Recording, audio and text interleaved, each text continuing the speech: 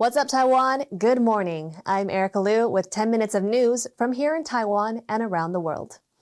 Military service is mandatory for all qualified Taiwanese men, but now some think the 4 months is too short. That's according to a new survey carried out by the Taiwanese Public Opinion Foundation. Jaime Okan has the details. These reservists are finishing what Taiwan is calling the toughest training in the country's history, all part of Taiwan's effort to bolster its combat readiness. But a new survey is revealing that many Taiwanese think that their military training needs improvement, particularly its mandatory service. At present, all nationals aged between 18 to 36 must serve in the military for 4 months. The survey, taken by the Taiwanese Public Opinion Foundation, said that 75% feel mandatory service should be lengthened to 1 year to help shore up the country's defenses against Chinese aggression. China, which sees Taiwan as a breakaway province, regularly breaches Taiwan's air defense zone and has not renounced the use of force to take the island. 会比较偏重是1年吧，因为4个月的话，就是很多都学不到。 But as patriotic as most Taiwanese are, there are those who wouldn't want their call to duty extended. 是为了那个国家的话，是1年是还好，但是个人的话会比较想要当4个月。 Taiwan's military is also considering moving its best troops, the Sea Dragons, to Tamsui, an important port district in the capital. 海龙蛙兵由于它也具备这个2栖的这个征收能力，也具有这个海上的这样一个快艇相关的这些反突击的这些装备跟人员，如果把它移师到淡水的话，我相信可能会让军方现在面对淡水河防的这样一个困境会获得缓解。 As Taiwan watches developments in the war in Ukraine unfold, it hopes that it can take lessons to strengthen its own defenses and prevent a similar attack from its authoritarian neighbor. Damon Lin and Jaime Okan for TaiwanPlus. The invasion of Ukraine has fired Chinese censors and state media into action, promoting Russian propaganda and eliminating voices that challenge it. Ryan Hill-Kilpatrick has a look at one of the voices being censored and investigates what Beijing's reaction tells us about its global outlook. 晚上快8点了，又开始有交火。 These are images of the war in Ukraine that few in China will see. Captured by Beijing-born vlogger Wang Zixian in Odessa, these viral videos offering shaky smartphone footage and personal reflections have been banned in the homeland of the software engineer turned citizen journalist. And it's not hard to see why. 刚刚8点钟的时候，就在这儿，就在我窗户这儿，我听见一声巨大的爆炸。昨天晚上一声巨大的爆炸，这是敖德萨。昨天晚上那个超市是建在居民生活区的。 超市被炸，居民生活区的发电站被炸，谁打的那个房主该死？能不能有一个人呼吁一下，问问那个房子里面有没有人住？他还好吗？他活下来了没有？房子里住的那个人，他家房子没了，他现在住哪儿呢？他未来日子怎么过？他房子谁赔？ Wang's videos run in the face of China's state media, which have refused to even mention the words war or invasion. Despite its official neutrality, China's tightly controlled press and social media have followed Moscow's lead, blaming the West for the conflict. The first thing you notice is the kind of Chinese addiction to Russian disinformation and Russian framing, which has continued. China has also shared a lot of Russian disinformation. It's really opened its arms, and we saw this especially in the first 2 weeks. A lot of RT coverage, Sputnik coverage shared across Chinese social media, but also official media. Chinese censors have been quick to ban people like Wang who challenge that view.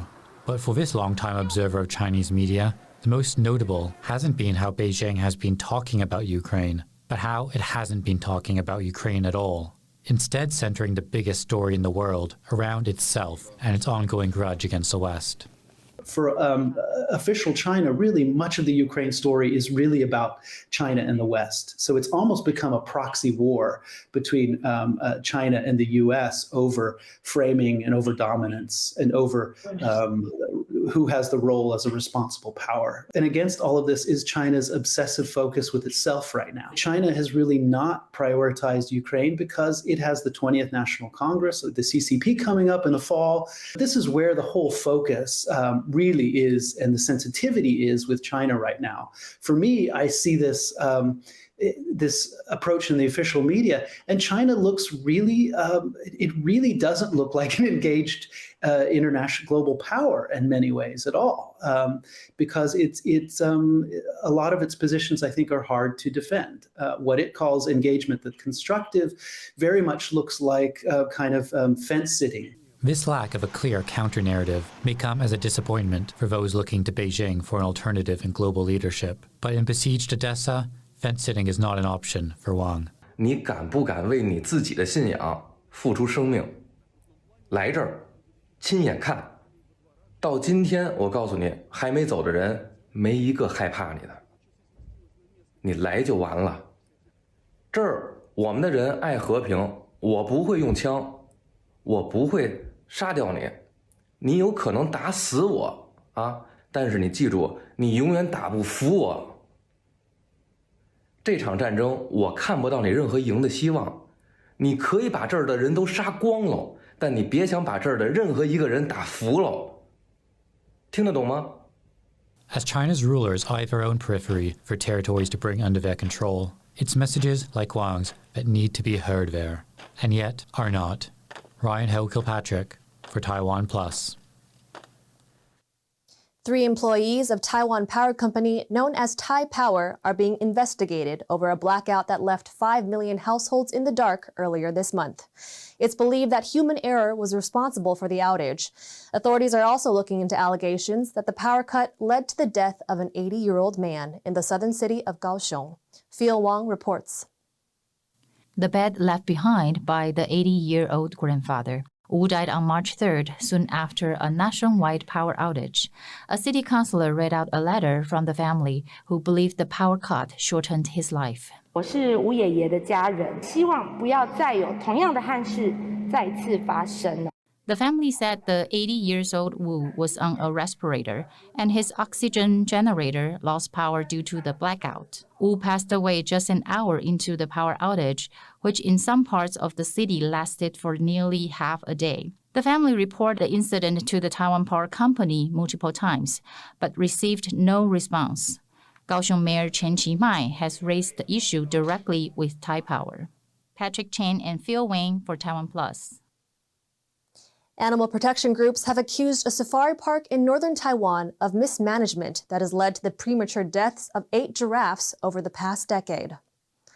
The campaigners on Tuesday urged the government not to allow Liufu village in Hsinchu County to import 3 more giraffes from Mexico.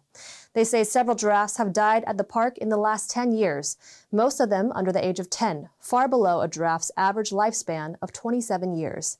Causes of death include infection, falling in poorly designed pens, and ingesting a plastic bag.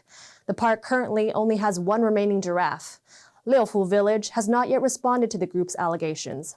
Authorities say they'll carry out an on-site inspection of the park in the next few months. A Brazilian man has proven that trash can be turned into treasure after building a houseboat out of recycled materials.